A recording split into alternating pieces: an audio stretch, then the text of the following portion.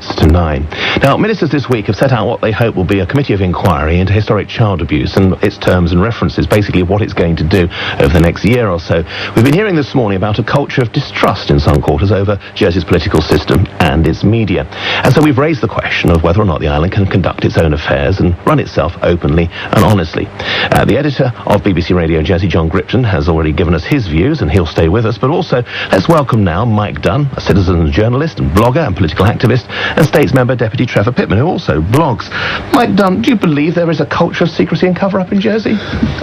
Culture of is a tradition of. I don't know when a tradition becomes a culture, but there's certainly a way of life here which is very protective, and the word is always reputation, isn't it? And it's traditional in places which have a tourism industry to want to have the cleanest beaches in the world, and if you have a finance industry, it has to be the cleanest finance industry in the world. So there is this basic undercurrent of the potatoes also have to be the best in the world. Everything has to be the best in the world, and this flows, so it becomes like a cultural thing.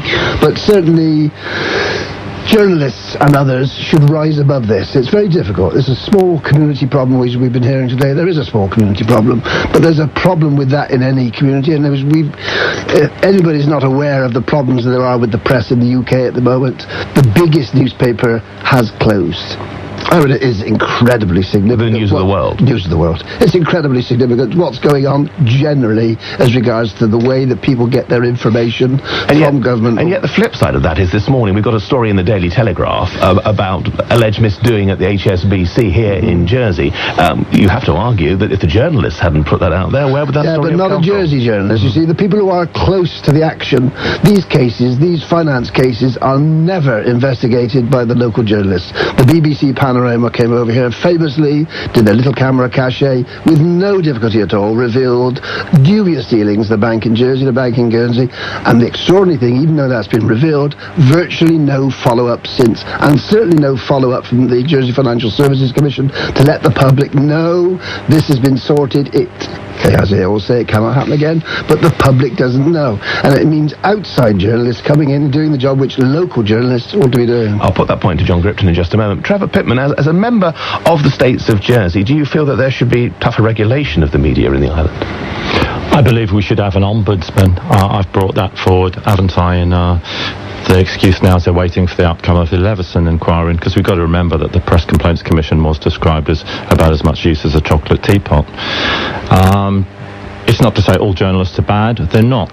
But one thing that Mr. Sivray said, which is very, very true earlier, just because we're in a small geographic community, that you can't use that as an excuse to put aside the law. Yet we see that all the time, and if you dare criticise it, it's turned around to a personal gripe. And I'm happy to give you some examples of that. I never thought I'd go through this myself, personally. You know, we talk about the issue of jurats. Just let me put this to you. You know, the bailiffs' office, for instance, ruled that the bailiff and deputy bailiff could not sit on the case that I and my wife went through. This was a case that you brought against the Jersey Evening Post, isn't it? Yeah. And that's fine, but the excuse was because of political connections, perceptions, and yet what do? We find out that we've got a jurat allowed to sit. These aren't allegations, an evidenced friend of a director of the Gittle Group who owned the JP, evidenced friend of 14 years standing. And then we tried to play it down that, well, it's Jersey, you know, people know each other. Well, like Mr. Sivray said, you can't do that. It's not good enough. Under the law, you're entitled to a human rights compliant trial. But we see this all the time. Whenever anyone criticises the status quo, the establishment, it's turned into a personal gripe. So, what do you think the alternative might be? A judiciary system that is set up externally, then, for Jersey? Well, you have to look at the problem with the jurats, and I'm pleased that Mr. Sauder pointed out this isn't to say that all jurats are bad people. Of course they're not. But I get to vote on who's a jurat. Lawyers get to vote on jurats. So technically, I could be putting forward Mr. Dunn to become a jurat. 6 months later, he's going to be judging a case that I'm trying to win. That's absurd. Even in Guernsey, the system's different. It's just states members there. Should we have elected jurats then, with an island-wide mandate, for example? I don't think you want to go down that route personally. I believe that an appointments commission should do it. Whether it can be local, I don't know. The problem is you look at the jurats, and if you've got a jury, and we saw this in the case the other week, you've got a random cross-section of society. And that's what should be guaranteed. Look, with the jurats, you don't. I went back over 25 years. You won't find any ethnic minority jurats. It's only more recently we've got women. You won't find anyone from, say, a working class background, dare I use that. They're nearly all from, private That's the nature of the job and the way in which it's been established, isn't it? It is, and, but just because that's tradition doesn't mean you keep it. Tradition's fine when it's positive, but if it's not positive, you need to change it. I'd like to talk more on this shortly after the news and sport, and we'll come back to Mike Dunn. But John Gripton, you were listening there to this idea that only external journalists from outside the island can actually do a proper job of investigating Jersey. I don't sign up to that at all. As a journalist, would I want to be sent the documents that were sent to the Daily Telegraph to make their lead story this morning? Yes, of course. Would we have published the information and turned that into a story? Yes, of course. I work hard. I encourage my journalists to work hard to get out there and work with people, meet people, win the confidence of people. I demand the best of them. I will be trying to say to them, we should have been sent that document that was sent to the Telegraph today as an example. I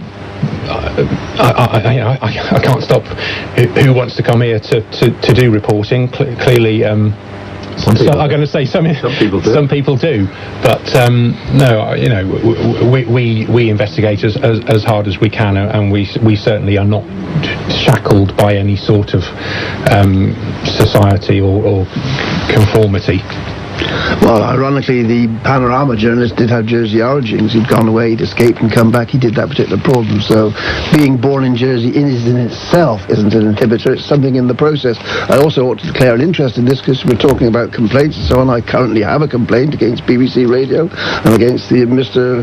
Price in particular, not personally in particular, but because of the word is bias. And I was also saying in the context of what we're saying here about the intermixing, I complained when Mr. Rumfitt was editor of the JP. I made 13 complaints to the Press Council about the Jersey Evening Post. I failed in every one, but subsequently, when he retired, he was made a jurat. Now, he was elected a jurat. Well, he was made a jurat. So he was elected a jurat. I mean, it's not because he retired he suddenly became a jurat. Indeed, but it's the process. It's this different hats that people wear as they go through their career, and you keep meeting them in different capacities. And people like Barry Cooper, for example, has been fighting since the 60s on cases, and you keep meeting the same people. They're your lawyer, they're the person who's prosecuting you, and you keep meeting them. I just wanted to say that I'm proud of the badge of impartiality that the BBC carries, and it is something that I sign up to wholeheartedly, and I challenge anybody to bring evidence to me that shows that the BBC in Jersey is not impartial. Excuse me, and as part of that, here's a debate today where we have allowed, quite openly and with good grace into the studio to talk to us and to engage with us somebody who is currently complaining about an aspect of our programme. We've welcomed onto the air in the last hour bloggers who are allowed to an opinion, and I welcome them engaging with me and challenging me, because we get better by being held to account and by being asked tough questions, and I don't shy away from that. John Gripton, managing editor of the BBC here in Jersey, Deputy Trevor Pitman and Mike Dunn, both of whom will stay with us and join us more for further debate here on BBC Radio Jersey, where the time is 25 minutes to 9 o'clock. Let's update you with